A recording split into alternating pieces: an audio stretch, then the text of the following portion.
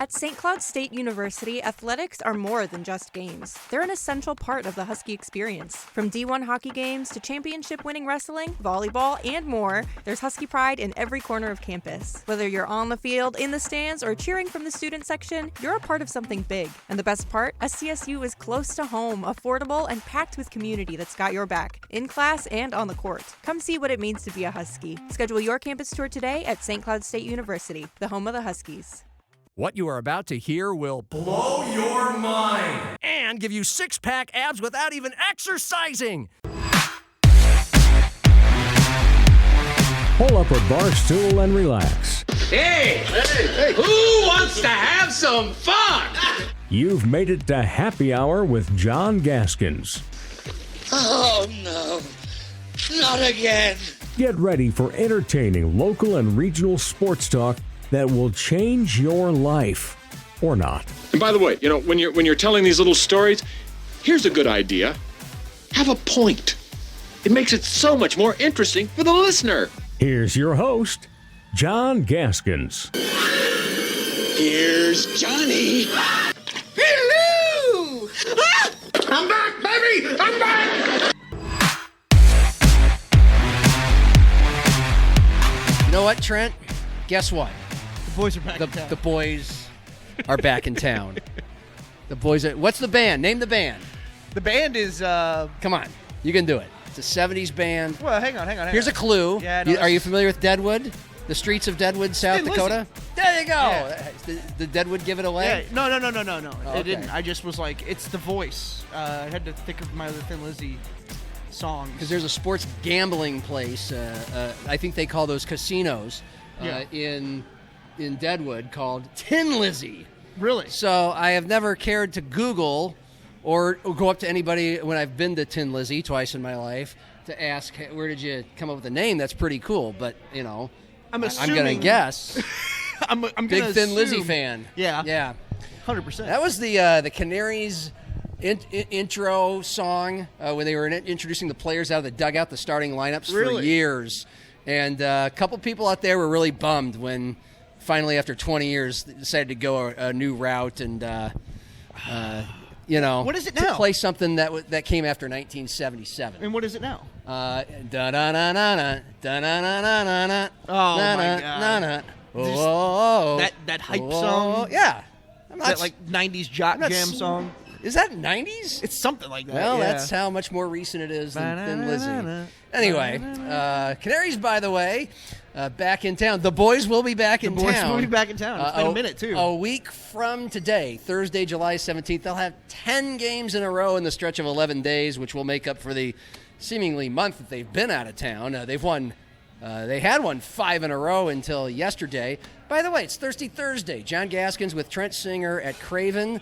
Sure. I've got a watermelon carbless. You're drinking water out of your Total Drag I got thermos. My Hydro Flask. Got Tom Waits on here. Yeah. Spectrum Record Lounge, too. Go. Kate Gerardo. We got a Brett the Hitman Hart. Yeah. We got some Dead Guys on a Mountain. Yeah, that'd be Mount Rushmore. And I believe that's... Keith Richards? I can't remember who It's it an is. old guy in a cowboy hat. I had a spot for a cigarette. sticker and had an extra one. I think it's one of the old Francis Ford Coppola. I think is who it is. I don't know. Hey, our guest today is Nate Melchow, future South Dakota High School basketball and South Dakota Sports Hall of Famer. Accomplished a lot. 3 state titles by the age of 37, and then he gave it all up to be the athletic director at Sioux Falls, Washington. He was the girls' coach there.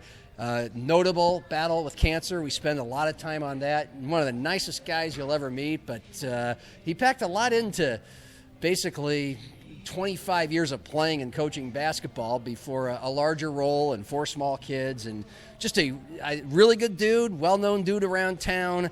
And so Nate Melchow's story is the guest segment for today. Forgive me for asking, where did he play? He played at Aberdeen Central. Okay. He's an Aberdeen kid. His dad was a state champion for Aberdeen Central, and a South Dakota High School Sports Hall of Famer. Very cool. As a player. So he had 3 brothers. He played with Josh Heupel in high school at Aberdeen Central. How about that? For basketball. Another Aberdeen guy? Another Aberdeen guy. He's got a story about getting schooled by the 97 Golden Gopher Final Four team at some camp in the Twin Cities one summer when he was in college. 6'8" guy, he got taken to the woodshed by some of the Gophers. That's got to be a fun interview. Final Four banner is still buried somewhere in the bowels of Williams Arena because they had a tutor do some of the tests for them. Oh, the shame! Standard practice now in college athletics. Well, today it's July 9th, and as Matt Zimmer said a couple days ago, we're turning the page to football. I mean, Are we already? American football. I mean, everybody else is. I look on the TVs here. It's still baseball season. Well, yes, it is still baseball We haven't even season. got to the All-Star break.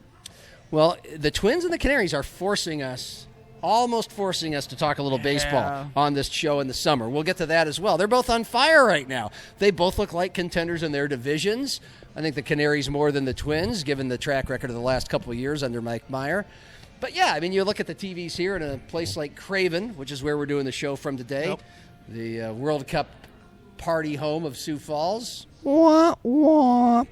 But you see the Big 12 football media days, and everybody else is going to be taking their turns in the next few days. Mountain West with North Dakota State next week. They'll be the darlings, the belles of the ball in Vegas. Yep. And we're right here in Sioux Falls. We're going to have Missouri Valley Football Conference Media Day, and Second year in a row. 2 years. Yeah, that's in person. In person, It was a remote thing. Now it's in person. It'll be in the Pentagon, and we're going to have it. We're going to cover the bejesus out of it. Midwest Sports Plus, the app, will have it live. We're going to interview everybody from every team that's there all day long. That's just what we're going to do. We're going to carry it live on the Midwest Sports Plus app. You can find it at SiouxFallsLive.com. And you can find it on KSFL TV, over-the-air television, station that's always been there. Maybe you didn't know it. Channel 36. Over the air, channel 616 Midco, starting at 9 a.m. I don't know how long it's going to go. I think 3 p.m., but all day long. I'll be out of town. Thank you. You will not be there, but it will be the Missouri Valley Football Conference Media Day for us, and be logging a lot of chats for happy hour that will help make up for the fact that sadly you will not be here, at least next Thursday. There you go. Yeah. I mean, I think people appreciate that content a little bit more anyways. Well, let's get ready for it. Yeah. By asking the questions, even though you're not going to be there. I know you love your Missouri Valley Football Conference football. Of course, we'll lock in here on the Jacks and then the Yotes, being that we're based in South Dakota. What are you most looking forward to hearing about we'll start with the Jacks, who are probably going to be the favorites to win. Matt Zimmer and I covered it on Tuesday. North Dakota State, no longer in the league. That's still the biggest storyline at Missouri Valley Football Conference Media Day and all year long. Who isn't there? It's going to be impossible not to notice. It's going to make it a clearer path for everybody else to win a title, both in the league and the national title. But somebody's got to win it. The Jacks will probably be favored. They're going to step up to the microphone. What would you like to hear from Dan Jackson or Chase Mason? Well, it's funny you say that, too, because that is like the overarching storyline is that there is no more North Dakota State.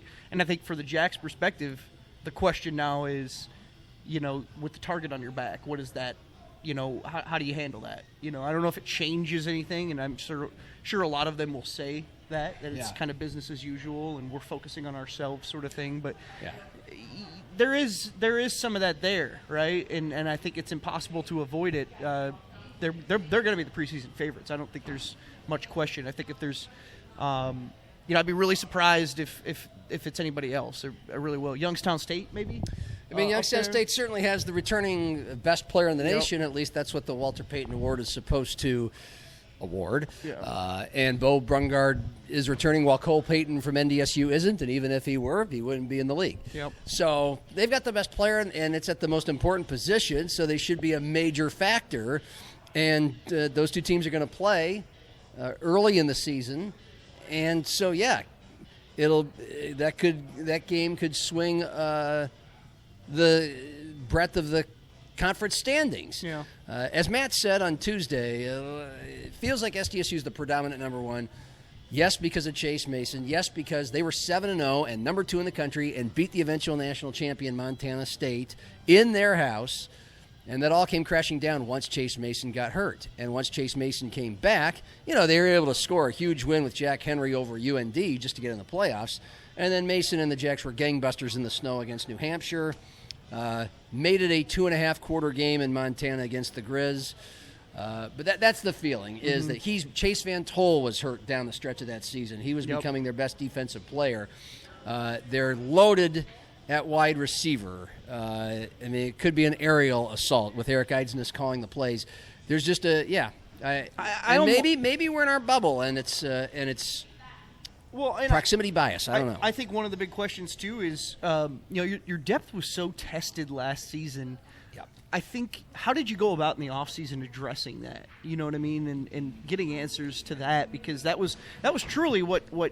When they ran into trouble, it was because of just injuries. Yeah. Really. I mean, they were so shorthanded. They were without their quarterback, and putting in some guys who were pretty unproven at that position who managed. I think they did pretty well considering the circumstances. They dropped some games they shouldn't have, absolutely. But they kind of figured things out and figured out the offense with a kind of a different identity because they had to change things up without Chase Mason. And so I'm curious to know about what the depth looks like. Have there been strides made, in that regard? Because they certainly can't have that again if they're going to be the favorites going into this season. If they want to continue and uphold that, they're going to need to be a team that can weather some of those injuries. I think the answer you're going to get is, the depth's awesome. Right. We developed a lot of it when the Jacks were at their very best. And I think they did, too. I think that experience allowed them to grow. Yeah. And those are other questions I have, too. How much, were those low moments from last season, from that 25 season, how much did those help build this team into what they are now? When the Jacks were at their very best, 5 teams in a row, spring of 21, fall of 21, 22, 23, 24. You didn't just have Mark Gronowski as your quarterback most of that time. Chris Oladokun, the Gronowski injury season. You had incredible depth on the offensive and defensive lines. It starts up front, and especially on that defense when you can just rotate guys in and out while the other team's offensive line. And I think that is why South Dakota State, even though quote-unquote down year last year with 9-5, is probably the favorite, not just from us, from everybody else who votes in the Valley, is because they were easily, far and away, the best or second best team in that league for several years, and so generally have the most or second most talent with North Dakota State, and you just kind of pencil that in again, and they take their football seriously. There's investment in the product, which there isn't as much at Youngstown State, Illinois State, even UND, and certainly Northern Iowa, Murray State, Indiana State, Southern Illinois. It's like because they should. Yeah. That's why. But it's about this year, right? And so the depth thing for sure. I guess what I want to know is, how do you prevent the collapse from last year? Because it was mainly injury driven, starting with Chase Mason, and there was Chase Van Tol, and there were a couple of others that were very important pieces. But every team gets a little bit hurt. Yeah. It gets a lot worse when your quarterback is hurt, and then you have there just wasn't enough behind Chase Mason. Jack Henry developed by his fourth game, or his fifth game, which was against UND. But it was really tough sailing, and they had to do a lot of things to kind of conceal and hide and work around an inexperienced, not ready quarterback. Yep. So the number 2 quarterback battle should be of higher interest in Brookings this year, because Chase Mason has an injury history. Yep. If he's healthy and full throttle, can't wait to see what that freak produces this year. Yeah. But he's been injured a lot in his career, and so starting at quarterback, but certainly across the board, not just personnel-wise, what do you do if you're Dan Jackson and all of a sudden either you have a blowout loss or you have a key injury or two, and things look like because they fell apart. Yeah. How do you prevent falling apart from happening? Are there measures he took between year 1 and year 2 as a head coach where he said he learned a lot? What are those things? Well, and that goes into depth too, right? And him being in his second year, hopefully establish a little bit more of that depth just through recruiting this offseason. A couple position groups I'm really interested in learning more about. That wide receiver group is really fascinating. I think there's a lot of potential there. The ceiling's really high. Curious to know kind of where guys stand, right? Who's going to be filling in those spots? And then on the other side of the ball, one of the weaker position groups from last season was the defensive backs. And, has that been addressed? Have you gone out and feel like you found the guys that are going to be able to fill those spots? Of course, they're all going to say yes. Yeah. But at the same time, what are you seeing that they're doing better, right? Yeah. Like expounding on that a little bit is kind of where I want to see. So those are two main position groups that I'm really curious about. I love their receiving core on paper. I mean, I really do. I'm just really curious. A lot of these guys don't have a lot of experience too, and so that's going to be a big question mark. But I know they're hungry. Well, Lofton Ogroski, that's another player. I mean, yes. he was, he really was. Him and Chase were two of the biggest reasons they were able to beat Montana State, and his injury came earlier than Chase's, but the offense was already starting to sputter a little bit. Yep. Certainly lacked big play explosion once Lofton Ogroski was hurt. Well, he's going to be back as well. And then we're very curious at running back. Yep. You had Lofbridge last year, certainly what could have been with Nate White. Lofbridge just wasn't a home run hitter, and they would like to have one to diversify the offense, establish the run game better, to set up a more explosive downfield passing game. And you're right. This is a fun topic as we get ready for the media day and just get excited talking football. But the question was, what are we looking to hear from them? But our answers are more of just like, what are we looking forward to seeing? Because, again, we're excited to talk football with these guys. Everybody's undefeated. They're going to be extremely positive. Indiana State's going to be excited about the season. Yes, they will. Murray State's going to be ready to go. This is the year they make the leap, right? So I don't know if I have to play Dan Patrick. I saw Dan Patrick today with Kevin O'Connell, the Vikings. I couldn't head find coach. this. You told me about it. I couldn't find it. I don't know. Well, that was a couple hours ago. Yeah. By early afternoon, it might be up on YouTube. But find it wherever you can, especially if you're a Minnesota Vikings fan, because he's in the same situation, right? Training camp's about to start, but they're at this celebrity golf tournament in Lake Tahoe, and everybody's kicked back and relaxed. You got the mountains in Lake Tahoe behind you, and but Dan Patrick, just did the basic question about, well, where do things stand? How are you approaching Kyler Murray and J.J. McCarthy? Kevin O'Connell gave the whole, it's an open competition, blah, blah, blah. Yeah. And then Dan just said, there were only about 5 cliches in 2 minutes there. About 5. Paulie, how many cliches? Paulie Paps, the producer's like, no, there were 5. And then he pointed, and then Kevin O'Connell, good guy, took it well. And he said, well, Dan, how would you answer that question? And so Dan Patrick started with a couple cliches and then said, but yeah, by the time Kyler Murray hits the field, he's going to be rocking and rolling. And this offense indoors with Justin Jefferson, we are probably going to make it to the Super Bowl with Kyler Murray. I'm sorry this to the year. 2 J.J. McCarthy fans listening right now. Yeah. Kyler Murray will be the Week 1 starter. And so Dan Patrick and Kevin O'Connell's just shaking his head and puts his arms up in the air, and so that was that was pretty good. But yeah, we don't. You're gonna get that though. I mean, yeah, it's how it is this time of the season. It's our job. It's our job 100%. to ask good questions, but also to maybe find a golden nugget underneath the heap of cliches that we're going to get. Yep. So they all we'll keep see. it pretty tight to the vest too. Yeah. Right? You're not gonna reveal too much right now. No. But everybody's pretty excited. Of course. From the Coyotes. Yes. What do you want to hear from Matt? I mean, this is another new head coach, third coach in 3 years. I really enjoyed. I actually listened back to my chat with Matt Vitzthum on April 15th, just when they had started spring football, and he had been operating as the new head coach for about 3 months. Really likable guy. Was the co-offensive coordinator, but the one that didn't call the plays last year, and got kind of a view more side alongside Travis Johansson, not knowing that Travis was going to leave to become Rutgers' defensive coordinator. He would be the next head coach. But he said kind of not calling the plays gave him a chance to observe things and learn some things from Travis. And anyway, he's the head coach now. And what are you most interested in hearing from him and whoever the Yotes bring? Well, it's I want to go back to going into last season, right? New coach, and they're quarterfinalists. Yeah. To be able to pull off the season they did, I think was impressive in and of itself, especially the way they started. We've talked plenty about that last year, at that Lamar game. And then kind of after that, they really seemed to kind of jumpstart things offensively, kind of figure out their identity. LJ Phillips was obviously the cog on that team and really, really leaned on a lot. But here we are again. They're kind of back at square one, right, with a new coach. Travis Johansson brought this up multiple times during that postseason run. At the end of that postseason run, they were the only team in FCS to get to the quarterfinals. I believe it's 3 years in a row, correct? Mm-hmm. 3 or 4. And that's impressive. Now, can you do that again, right? Like this is not going to be easy with what they're losing. It all starts at the quarterback position. I mean, that's the big question here. What's that look like right now? Because you're losing a guy who was there for he was USD football for the last few years.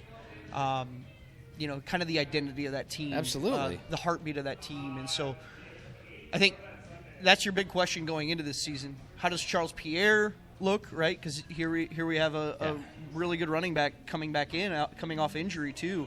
And I know they've got to be excited about what they have with him. Yeah, I actually went back and listened to the chat we had with Charles Pierre because we posted it on Monday in our special 4th of July extended weekend All-America football show with 2 All-Americans, Quentin Christensen from the Jacks, Charles Pierre from the Yotes. This is a guy whose dad played and set the rushing record at Florida Atlantic in the Miami area. And so great pedigree. Just grew up in Orlando, just a dude. Guy who was a natural-born running back talent, motivated, driven, trained well but not overtrained, overburdened by his father, lifted a lot of weights. But his dad made him wait until high school for him to start lifting weights, and then he wanted to outlift his dad. And so tore his ACL, and that running back, that's a spot where you're most likely to get hurt and most likely to have a short career. And now he's gone through it, and he watched LJ Phillips just rack it up last year. I hope he's coming. At this moment on Thursday, I don't know if he will, but I really want to hear from him. Yeah. He's who I am most interested in hearing from, simply because he was the Missouri Valley rushing champion 2 years ago when they made the semifinals. He was primed for a huge season, and he had that all taken away from him in Game 2. And now, most of these guys just talk about how driven they were throughout the whole rehab process. But in the spring, when I listened back to that Fitztham interview here on Happy Hour, it was very much, Charles, isn't quite sure what he's ready to do yet when it comes to planting the foot and working around that injury. He wasn't 100% recovered, but he was practicing. So now what? The other thing I find fascinating, and sure, I want to hear about it, is Keandre Logan Jones. He'll be like he was supposed to be last year. He was hurt some of last year. He's more of the speed guy, more of the running back you can use out of the backfield, throwing him little short passes and screens. The home run threat. And so you got thunder and lightning there. Yep. And, I can't, again, they're just going to tell us that they're feeling great and they're ready for a great season. But it all goes back to getting them the ball, right? Yeah. And so I'm really curious about the quarterback position. That's a huge one. I will say this. The more and more I look and have seen, just through some stuff online about what they've done recruiting-wise this offseason, and their 27 class, it's really solid. Yeah. Got a few South Dakota guys on there, a lot of Iowa guys. I think they got the right guy leading the ship. We're going to learn a lot more when this season gets going about Matt Fitztham, but I've seen him ranked really low in some of these Missouri Valley preseason polls that people have been putting out. I saw him Zimmer had him at 6. I saw him at 6. I don't know. I mean, I know it's a really tough conference. Don't get me wrong, but I think the Yotes can overperform a 5th or 6th spot easily. And I think they will. I think they're going to be a playoff team, and I'm really, really curious to see how they do. There is a lot of questions. Don't get me wrong. Yeah. But with Charles Pierre, they're going to be an identity. That's going to be their identity, is running the ball, and it obviously, you look at their run game coordination last year. I mean, they were, LJ Phillips. It was like no secret what they wanted to do, and yet here he was getting 200 yards plus every other game, right?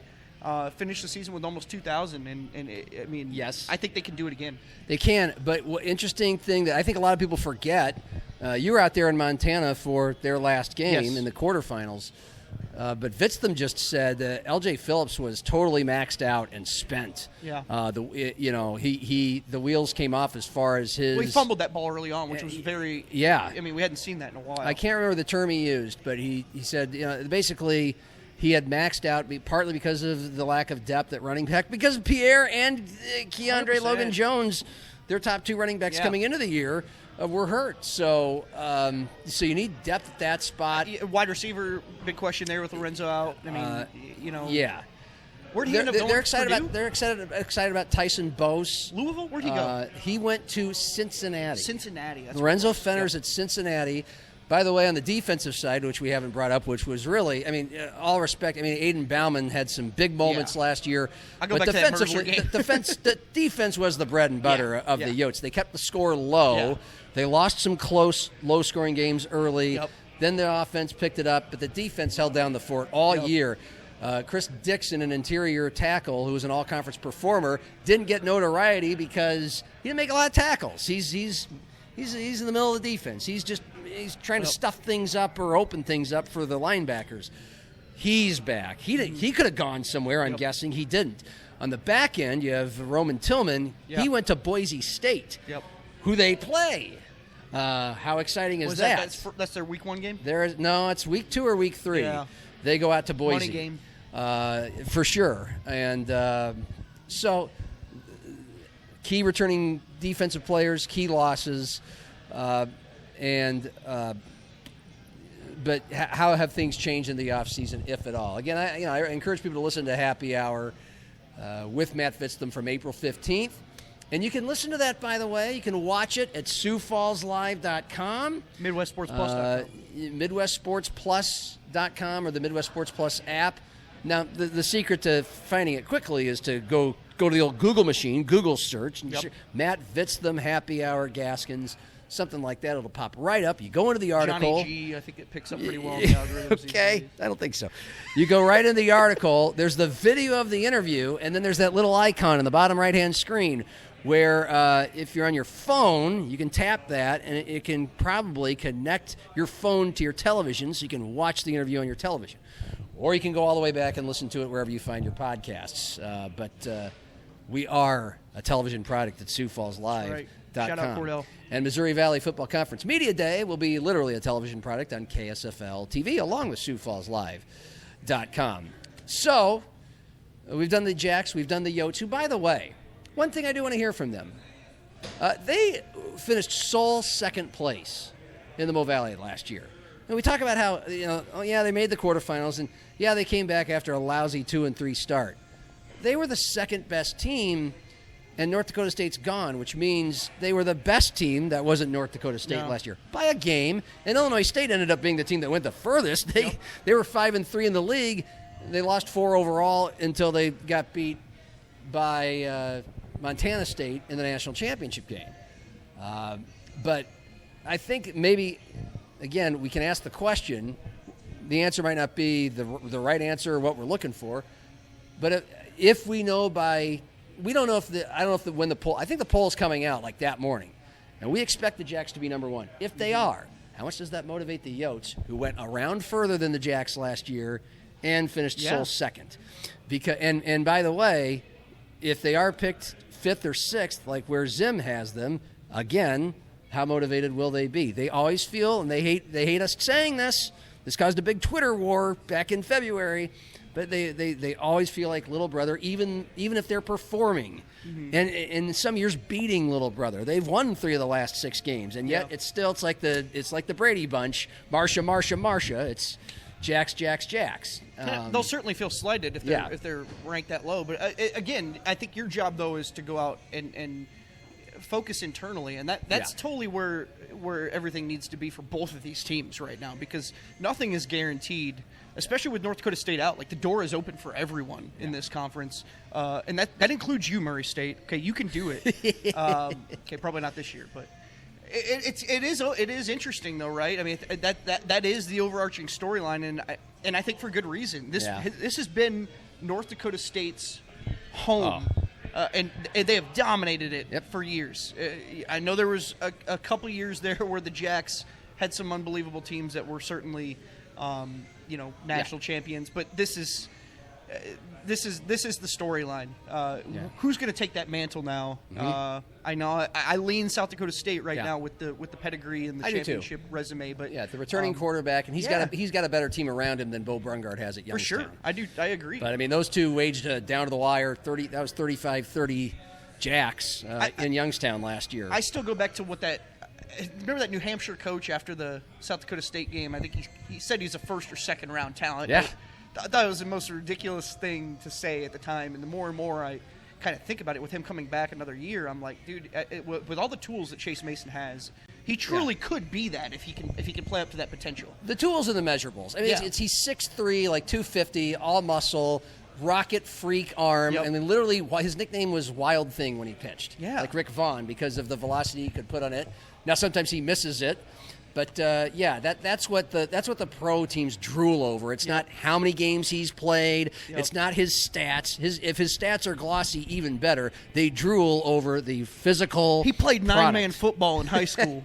Well, sure, but if he was 5'9", $165, that doesn't matter.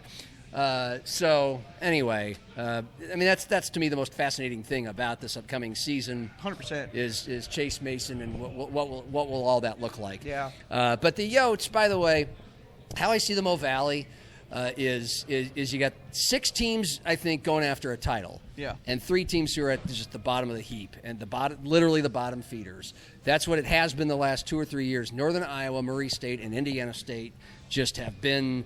They can't get it going. They are at places where they don't have the resources. Northern Iowa used to have the football tradition, but it just kind of faded away once North Dakota State and then the Jacks took over in this league. Yep. The other 6, maybe SDSU, they're not a strong favorite, they're a favorite. But Matt said 2 to 6 you can pick them. They can interchange between Youngstown, Illinois State, Southern Illinois, UND, SIU. And there you go. So, with that in mind, our third and final topic for our little pre-MVFC Media Day show is from anybody else besides the Jacks or the Yotes. We open up the floor to the rest of the teams in the league. Who or what do you want to hear about the most? What intrigues you? Well, I mean, I think a lot of it outside of the teams here regionally is, can you be a playoff team? I mean, I think that is truly just the bar. Can you make the playoffs? And in this conference, right, if you win enough games, you're going to do that. And so I think it's, where do you stack up in the conference right now with North Dakota State out of this? Where do you stack up in this conference now? I look at some teams that could be sleepers. Southern Illinois, you just mentioned it. They could be a sleeper. They played some teams super tough. Really good teams, super tough. They give everybody a run for their money. And every the year. Yotes on the ropes there in that last game. They've had a coach that's been there for a while. They've got some consistency. Their facilities are outstanding. Southern Illinois? Yeah. Really? I think their football field is tremendous. Okay. I covered plenty of games there when SEMO played against them. Maybe it was Southeast Missouri. I'll tell you what. I think maybe the bar, Southeast Missouri set the bar so low in facilities that maybe when I went to Carbondale, I was always so kind of blown away by it. But again, no, they've been in this mix for a while. Yeah. And they're a team that I could see maybe making a push to try to get into that upper echelon and be a competitor every season, and maybe a top 3 team in the Mo Valley. And I look at teams like that. I look at what is Illinois State. The big question is how do you national runner-up? Yep. Was that just a great run like Youngstown State with Bo Pelini 10 years ago? Not just national runner-up too, John. They were right in the mix in that game. That was an outstanding. They should have won. They probably should have won the game. Yeah, they blew it. A series of catastrophic, if not buffoonery. But a lot of turnover, right? And so how do you do that again? How do you get back there? Coach is back. Yeah, big questions for them too. It feels. We don't know until we see it. That's why it's July. It feels like that was just a great run, like Bo Pelini had with Youngstown State. They're going to gravitate back to the middle of the league, a 15th to 25th ranked team in the country. Mm-hmm. That's the feel. Youngstown State, I mean, they should be right up there because they have Bo Brungard. That's my intrigue, is what do they have around him? Do they have enough of a team around him to be a serious contender for this league and for the national title? Because if you have a quarterback that good, you should be better than 3, 4, 5 losses. Yeah. I think one thing SDSU and USD have proven is that defense matters a lot in this conference, especially USD last season. You already mentioned it. They were an outstanding defensive team last year. They played that mind-numbing, brand of basketball or football that I think that you as a Nebraska Cornhuskers fan can really appreciate. It's almost like that Iowa Hawkeye kind of style of football. It was, right? Run heavy and play action. Travis Johansson I think, was a Minnesota kid, but he spent a lot of time coaching in Iowa. And Vitztham is an Iowan who grew up a Hawkeye fan and named his son after Hayden Fry. How about that? Do you appreciate that? Go back. Well, it is what it is. Where's he from in Iowa? People in Iowa love their football. Don't put me on the spot. I think it was Altoona, but I'm not sure. But I could be getting him confused with somebody else. Okay. We'll find that for you by the end of the show. But no, you're right. The ball control, field position, don't turn it over, keep the score low, punt on 4th down almost all the time, make the other team blink. Kind of a pro-style approach. Ask Vitztham about that. Are you going to be a little more gamble, a little bit more? You got an offensive head coach now. Yeah. Offensive head coach. Is he going to gamble more? And he said, well, I'm not going to be Dan Campbell, okay? Right. It's going to matter the situation, the trends of the game. Yep. Are we winning or losing the line of scrimmage? The where it is on the field. But he hinted that he might be a little bit more aggressive on offense. I'll say this. At the NFL level, and that's an interesting thing you bring up, that's why it matters so much more at the NFL level than it does at the college level, because that gambling, like the margin there is so tight. You have guys at every position, right? Yeah. These are all guys that are playing professional football for a reason. Yeah. At the college level, you're playing to your identity a lot more. So you're not taking as many chances if that's not who you are, right? So conceivably, I think with what Matt Vitztham brings to the table.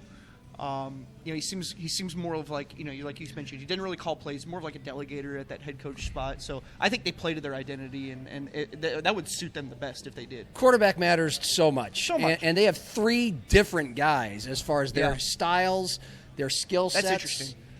Which is a great thing to choose from, but who you choose might dictate how you play. Yep. And then how he performs early will dictate how much of more of aggressive of an offense you're going to be, or because you have a young first-time quarterback. Now, then you're going to be more conservative. Yep. But they were conservative with Aiden freaking Bauman. Mm-hmm. So just to set Aiden up to make the big plays late in the game. Oh yeah. They have Jackson Proctor, they have Nevin Cimarescali. They have Austin Majewski. That's how it's Modrzeewski. I should have. That's got to be like I should have quizzed you or something. It's Majewski. That's what Vitztham told me. Majewski. Majewski is how he. Yeah. How much time does he spend out on? I'm kind of rooting for him to be the quarterback. Just so I can say that all the time. Majewski. What, is he a freshman though? Who's Jetski? Majewski. Thank you, Cordell. One of these guys. guys. The student section going on that one. Who's Jetski? Yeah. And the thing is, one of these guys is a transfer who has the Ivy League experience. Okay, I would give the advantage to that guy. You bring in those guys because you feel like you need that. You don't want to throw a rookie in there. Smart, kind of like Kyler Murray instead of J.J. McCarthy, right? But again, if you want a quarterback that has some crazy athleticism, they've got that in the stable as well now that can run. So anyway, we'll find more about what he has to say on Media Day. Looking forward to it. I'm going to need you to ask a question so that you can say Majewski. Absolutely. Yeah. No, so, okay. Well, let's workshop that right now. What's that question? I just want to know how Majewski is doing. There you go. Coach, I just want to know how's my jet ski doing? Yeah. How's my jet ski doing? How's he been looking this offseason? How's my jet ski been running? How are the wheels? Should that be the first? Wheels should on that my be jet the ski? First question? Going to really shake things up instead of, "Hey, Matt, how you doing? It's good. How's your spring been? Are you guys how's ready? My jet ski? You guys ready to go? Yeah. Just how's my jet ski? I'll think. I've got a few days to think about that my one. jet ski. As you mentioned, it is still baseball season. And I tell you what, I mean, the Canaries are the Canaries. They're the hometown team. They've gone to the playoffs 3 straight years. They've won 5 games in a row. They were looking pretty bad there at the end of their last homestand. They get on the road and they get hot, and so they're near the halfway point and the All-Star break of their season. They have their All-Star break next week, just like Major League does. How about that play by Mike Hart? And that was okay. Thank you for mentioning that. Were you playing it? Cordell, oh man, play of the year. It's I great. mean, I haven't seen. Not that I'm watching web gems every night like I did. Talk about hustle, man. But the play to beat Sioux City, and I think it was either the second or third win over Sioux City over the weekend. That was pretty sweet. Yeah, I mean, he makes ground ball pretty sharply hit. He stops it right behind the bag, dives for the bag, gets the runner out, and then zings just a laser to home plate. They're due for like one of those every season. That's what gets me excited for Canaries baseball when it kind of gets going. Yeah. Because I remember like the Jordan Barth diving catch at shortstop. Yeah. Obviously, the Jabari Henry home run to break the no-hitter bid last the season. only hit of the night, a walk-off home run. It's just the coolest game-ending stuff sometimes. And Yeah. sometimes you miss it if you're not there Yes. at the birdcage, so it's totally worth. Well, going out he's for that. Jabari's still hurt. I think he might be back after the All-Star break, but Mike Hart's kind of your leader He's been and killing, though. your ticket now. He's one of the best players in the league. Ray Walt. I mean, they had 4 home runs 2 nights ago.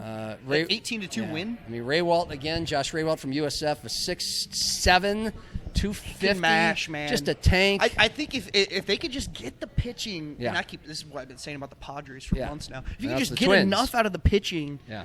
this offense can carry, Yeah. man. Yes. They can hit against anybody. I mean, there truly isn't anything they can't hit. I kind of trust, Matt Zimmer's of the thought of that, their chance to win it all was last year. They were 3 outs away. They didn't get it done. Then they lost the next night, and they're like, that was it. No shot, man. Not in the American Association. Come on. Thank you. There's not a lot of pitching in the American Association. It's very up for grabs, and I trust Mike Meyer. It's the last 3 years. That's how you get 5 or 10 games above 500 every year. That's how you win the most games in the league. The 3 years prior to this one, the Canaries won more playoffs and regular season combined than anybody in the league. Is because there's always going to be something that we just saw, a 5-game winning streak. Last year they had a 10-game winning streak. Yep. And maybe they have another skid, they dip, but things are perking up for them. They are I've got chicken scratch all over my sheet here, so I have to wear it. 25-23, second in the West. That's a league where it's the top 4 teams in each division make the playoffs. No, Kansas City Monarchs are back as the New York, the old New York Yankees of this league. They're 2.5 back of KC in the American Association West. The Twins, though, they've given us reason to pay attention. Maybe some people are like, come on. They're a game under 500. They're in the crappiest division. What are the chances, John? What are the chances they make the playoffs? Give it to me. I've got it.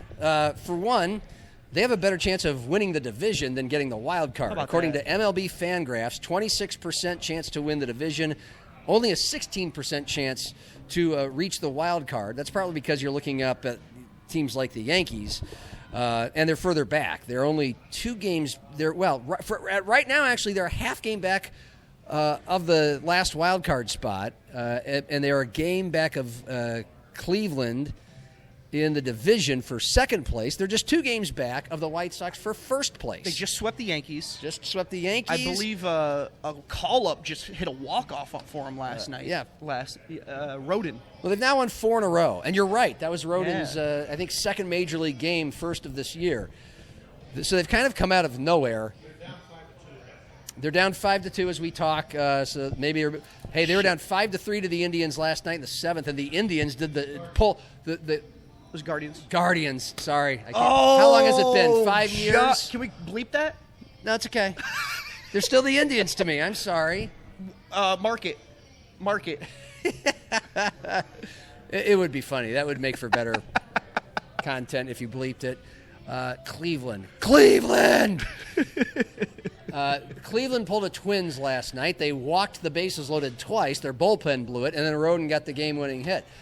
Anyway, even if they lose today, they're still going to be maybe a couple games out of first, a game or game and a half back of the wild card.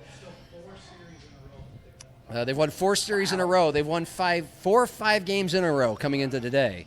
They are, since the start of the year, number 2 in runs scored in the American League, number 6 in all of baseball. One of the worst bullpens.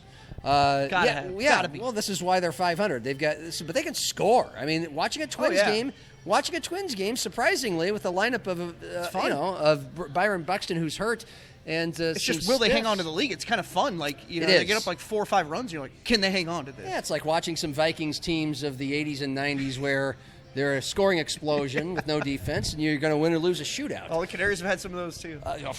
Always, the Canaries have always had those. How many of the parallels are. Well, I would think that's. I don't know if that's more fun baseball to watch. I would think that's more fun baseball to watch. I think would you rather have a great pitching team? I mean, I like a pitching duel. To win games, you'd rather have a team that has top-notch pitching, and if you have suspect hitting, you live with it. I like a 5-4 game. You know what I mean? That's where a little bit of both, right? A little bit of offense, and then maybe your pitching locks in. That's the kind of baseball I like. But I think this isn't just an eye roll for the Twins right now. There's reasons to believe they're going to have a July surge. For one, their next trip before the All-Star break is against the Angels. That's the worst team in baseball. I don't know if that's home or away. Cordell could look that up. But they're playing the worst team in baseball. They should win that series. They win another series. That's at home. They really should win it this weekend. Byron Buxton's been hurt, and it's not quite clear how long he's going to be out. But he's not missing any games for about 5 days. You got the All-Star break. I think if Cordell's got the schedule, I think their next game after Sunday is Friday. Do they have any All-Stars? So, Cordell? Next game's Friday. I want you to check Twins All-Stars now. Well, Buxton, and he's not going to play. Just Buxton. I think so. Certainly not anywhere from the pitching staff. Yeah. I think the Padres only have Mason Miller. But they have second best offense in the American League, 6th best in baseball. And Joe Ryan. Okay. Well, that's an interesting piece as we get closer to the trade deadline, because that's where conversations should flow this time of year. The Twins are set up the way they are trending offensively. And their starting rotation. The bullpen might suck. Their starting rotation since June 1st, 11th best ERA in all of baseball. That's top half. That's almost top third. That's pretty good. So if they keep trending that way, it comes down to most nights if the bullpen is going to blow it or not. But Buxton's going to be back. At some point, Jeffers is going to be back. But the catcher they've had the last Cataloni. God, we're showing that we need a little brush up on our Twins here. Well, but they've had a good catcher filling in for Jeffers, and this Roden kid might turn into something. Luke Keyshaw had a sac fly last night, slowly but surely coming along. I don't want to sound like a total Twins rube here. I understand they have no chance to win the World Series if they made the playoffs. Hey, Yeah. Major League is my favorite sports movie. Come on, John. Have a little. Are you like a genuinely a Twins fan? I don't think we've ever even. I am when they're good. Yeah. You just kind of I get on the bandwagon. Yeah. Kind of how I'm with the Royals. Well, this job, hosting a sports talk show in South Dakota in Sioux Falls, is a lot more fun when the Twins are good. If they can stay relevant through July and August, we'll talk about them more because more people are paying attention because they're worth a shit. Well, they have a chance to be worth a shit. I think sweeping the Yankees has a lot of them pretty excited. You got the Angels coming up. The schedule bears out. Buxton comes back. Jeffers comes back. And then you go to Chicago. That's going to be tough. But then you go to Cleveland. That's going to be White Sox or tough. Cubs? Cubs. They're going to Wrigley after the All-Star break. I mean, the White Sox, though, have been... Then you got the A's who are lousy, the Royals who are bad, back-to-back at home, and then you go to Seattle, a meh team that you should at least win 1 out of 3 from. So the schedule, all the way up until the trade deadline, that's their schedule. They're trending well. For now, the front office just waits and sees. We know how the ownership has been feeling lately about buying or selling or doing anything. They won't do anything. But the Twins are giving, fans a reason to it. I don't know. Pay attention at least this month, yes. We got France and Morocco starting here, too. Yeah. I don't know. I know people are checked out of World Cup stuff right now, but these quarterfinal games, I mean, wow. It's going to be good stuff. Go ahead. I'll let you go on this. I just think they're all set up really well. I mean, this is the first one here today. I think they're all good. Got France and Morocco. I mean, France is the favorite to win this whole thing, right? Yeah, France is probably the favorite. Minus 400. Okay. What's the next best? minus 400 to win today. Spain's probably up there. You have France and Morocco, then you have Spain and Belgium tomorrow, and then the winner of those two play each other in one semifinal. Yep. Norway and England on Saturday at 4. That's going to be a fun one. Man, the Gronk of soccer. Yeah, man. Erling Haaland. Oh, my God. He is...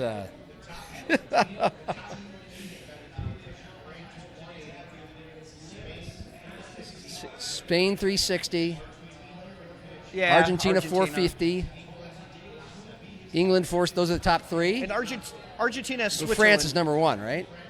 Okay, So it's 180. Argentina, Switzerland's the last quarterfinal game, correct? Yeah, Saturday night. So These are all good games. feels Come on, like guys. NFL playoffs. Saturday you got the late afternoon game, Norway, England, Harry Kane and the Gronk, and then Argentina, Switzerland is the late game. Yeah, and this is still the place to watch it. Yeah. They're probably not going to have, They won't have a hundreds watch of party, people yeah. here like the American watch parties, but this is still the official place of the American Outlaws. Yep. So if you're still really into this World Cup thing, you need a great bar with great food that are definitely going to have the games with the sound on. I mean, this is a perfect. They're not. I guarantee you, not all the sports bars that have sports in their name in town are going to have sound of these World Cup. Look at these big ass JBLs up here too. I mean, they got it. You can hear it. You can probably hear it through this right now. Games on, but they will hear at Craven. So if you're really into it, you can't go wrong here at Craven for these last 7 World Cup games. That's right. So that's it. Too bad about the Americans, but I think enough oxygen has been wasted on the breakdown of the. I kind of got. Pretty simple. Belgium's a lot better. They They're still a scored lot that better. third goal, and I kind of resigned myself at the end of it. I was like, sure. whatever. Yeah. Whatever. I'm used to this. Yeah. I could. Well, I asked Zimmer. I'll ask you. I compare the USA soccer team to the Vikings. Anytime the Vikings get kind of good and reach the playoffs, hear me out. Good regular season, show some signs of promise, run into a team that's definitely better than them, and then just get de-pantsed. Yeah. De-pantsed, okay? Like 2017 NFC Championship against the Eagles. 2000 NFC Championship, 41 donut Giants. After the Kirk Cousins in New Orleans, Kirk Cousins to Kyle Rudolph in New Orleans, they go out to get hammered by the Niners, 31-7. They get destroyed by the Rams after winning 14 games a couple years ago. That's a pretty good comparison.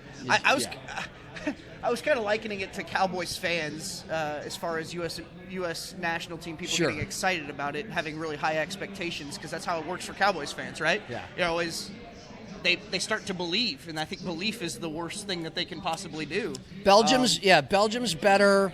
They're just better at soccer. Europe's better at soccer than we are here. We're trying to narrow the gap, but we have not yet, clearly. Yeah. That's it. You can beat a bunch of other teams. You can't beat the European teams yet. It would help if Christian Pulisic, somebody donated him a pair of testicles. Yes? No? Yeah. All right. He went silent in the biggest moment, man. Thank you, Trent. Yeah, thank you. Thank you, Cordell Wright, our video producer, Jackson Renshaw, and the fine folks here at Craven. Have an awesome weekend. Have an awesome couple of weeks. Yeah. Off. Be back here in a few weeks. Hope I find pictures of you on your jet ski. Yeah, my jet ski. Cheers.